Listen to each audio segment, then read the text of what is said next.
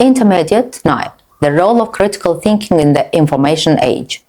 In an area characterized by an unprecedented flow of information, the ability to think critically has become an indispensable skill for navigating modern life. Critical thinking involves the objective analysis and evaluation of an issue in order to form a reasoned judgment. It requires an individual to question assumptions, identify logical fallacies, and distinguish between credible evidence and mere opinion. With the proliferation of fake news and misinformation on the internet, citizens must be equipped with the cognitive tools necessary to verify the sources they encounter daily. Educational systems worldwide are shifting their focus from rote memorization to the cultivation of critical thinking skills. This transition is essential because the jobs of the future will increasingly require problem-solving and analytical reasoning, rather than the simple repetition of tasks. Furthermore,